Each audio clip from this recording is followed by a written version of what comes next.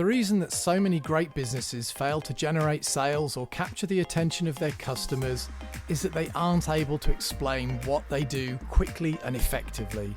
People don't buy the best products, they buy the products and the services that they understand the quickest. We've discussed this many times before on this podcast, but there's a quick and easy way that you can implement within just a few hours that will help you grow your sales pipeline and help you close deals more easily.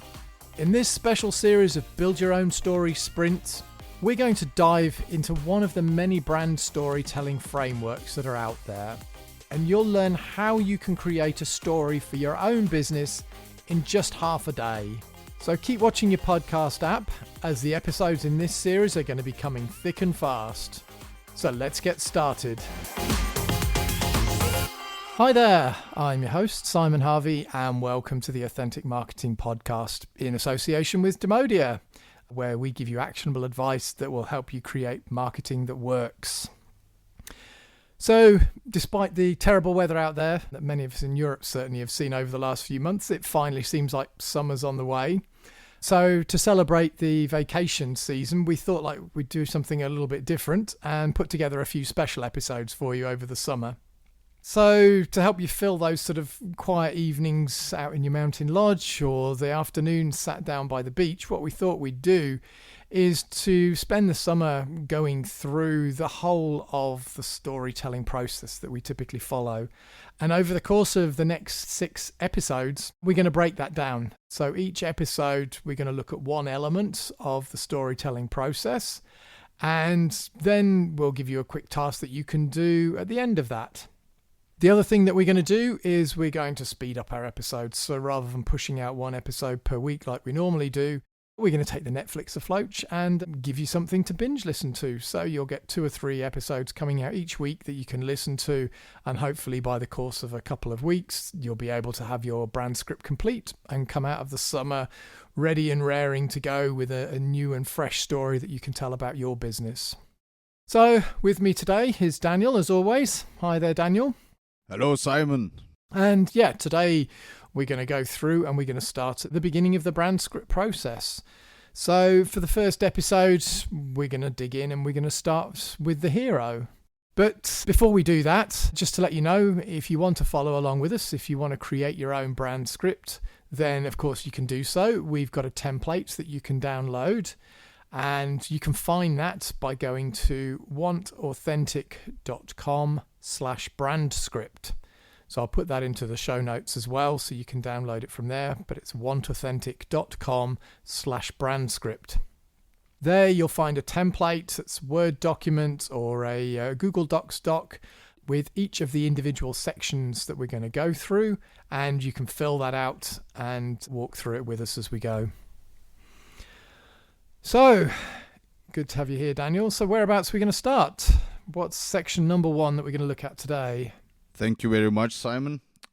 Today we're going to have a look at the hero. The hero, yeah. Mm-hmm. Yes, that's the big fundament of the story, I would say. Indeed. And yeah, why don't you explain us what the hero is and how to identify the hero as a business?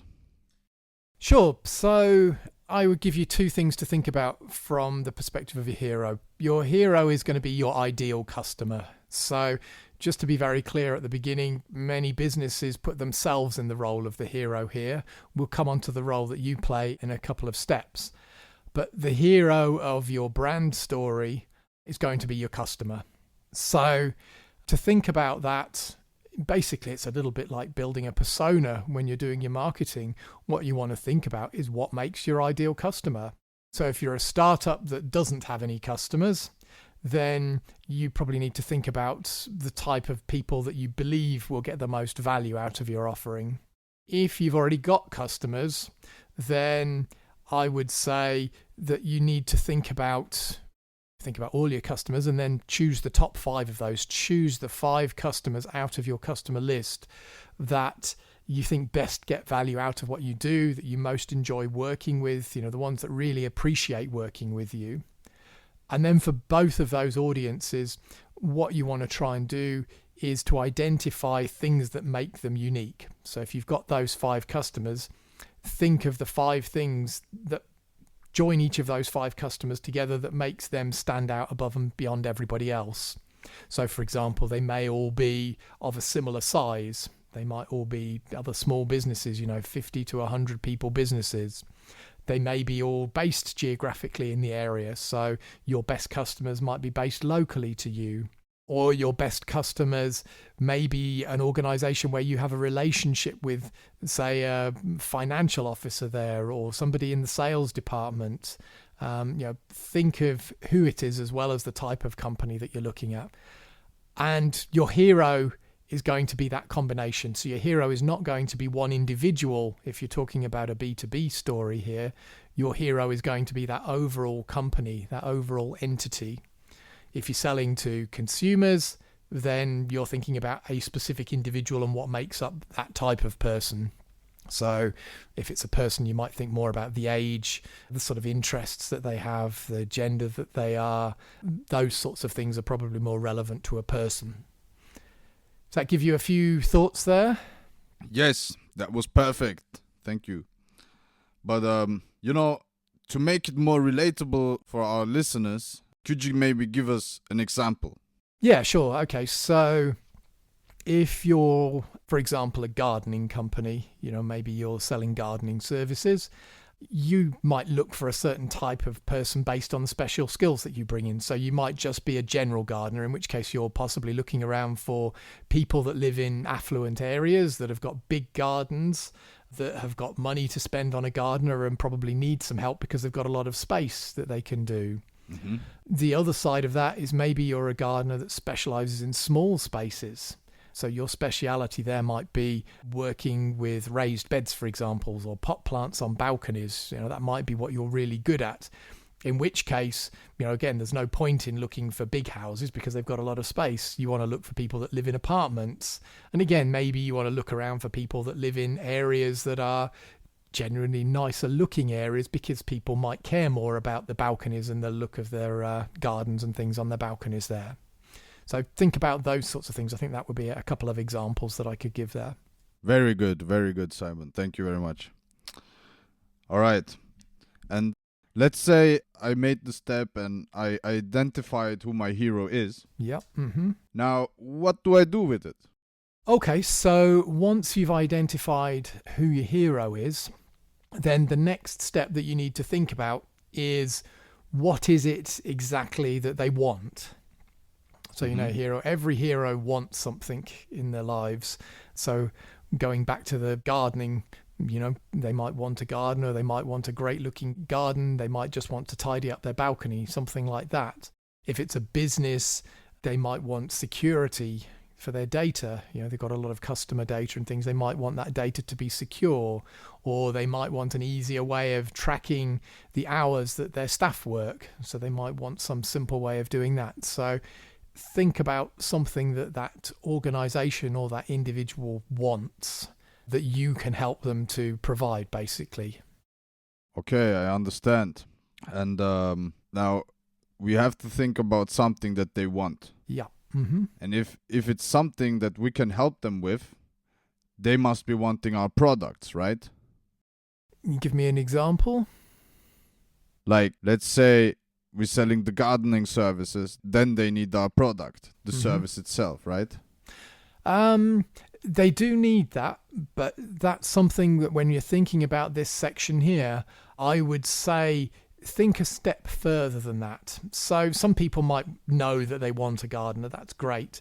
But actually, what we want to think about here is we want to think a little bit more sort of aspirationally and take that a step further for them. What they want is, or the way we want to position what they want is we want to position it as more being the result of what we do that they want as opposed to technically what they do. Mm-hmm. So going back to the gardening example there, I would say that what the customer wants is they want a clean garden, or they want a great looking balcony. They want something that attracts the visitors or calls in the neighbors, something like that. So think about maybe the results of what you do rather than the fact that they just want a gardener. Does that help? Yes, that definitely helps. So they want the result. Yeah, exactly. So again, if you think about business in there, they might want a piece of software for tracking the time associated with the people that they're working. That might be technically what the software is doing, but actually when we're positioning it from a marketing possession, we want to think a stage further. So what they actually want is an easy way of being able to capture how long their staff are working for other organizations. So they want an easy way of capturing billable hours, basically, something along those lines. I understand, yes. All right, so that gives me a good idea. So we figure out who our hero is, and then we figure out what our hero wants. Yeah, exactly that. Mm-hmm. And when we figured out those two things, what can we do then with the hero? So I think at that point, you've got those sort of two parts used. So what we're going to do with that, we'll use that in the next few steps. So identifying the hero is essential here, because what we're then going to do is we're going to think much more about the individual hero that you've got, and we're going to look at how we're going to help them in a unique fashion and the challenges that that person has. So that's one thing. The other place that this hero is going to be useful as you're going forwards is in other marketing materials, in other areas. So again, it becomes somebody that you can picture in your mind, that individual or that organization. And you can say to yourself, I want to run some LinkedIn ads, or I want to run some Google ads, or I want to create some social media posts to target these individual people that these people will be interested in. And if you've got the picture of that hero in your mind, it makes it much easier to create authentic materials, basically. Okay. All right. That's great. I think that wraps up everything about the hero part of the story. And yeah. Is there anything else that you would like to add, Simon? Yeah, I think that's probably the core parts of it. I think you've got enough there to take away now and to start to build the hero of your story. One thing that I would just say as we go through this is, what we're going to build here over the next few days is something that is going to change. You're going to come up with ideas here as to who your ideal hero is.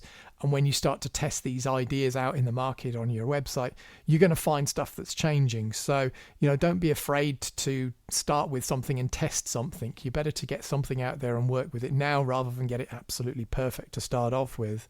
So as you go out there, I really encourage you, stay consistent with this initial message as you start to work with people, stay consistent with that initial audience. And if it doesn't work, listen to what you're hearing as we go forwards, and then you can refine. So it's going to be all about testing and refining this overall process here. That's good. Good. So thank you very much, Daniel. I look forward to chatting to you again when we look at the next section. So for today's 15-minute task, what I'd like is for you to fill in the hero section of your brand script. So if you haven't already done so, then don't forget that you can download that by going to wantauthentic.com/brandscript.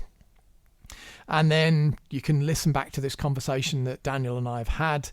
And basically, I want you to just spend the next 10 or 15 minutes going through and describing your hero. So think about the things that make your perfect customer and what makes them sort of unique and make them stand out from other people.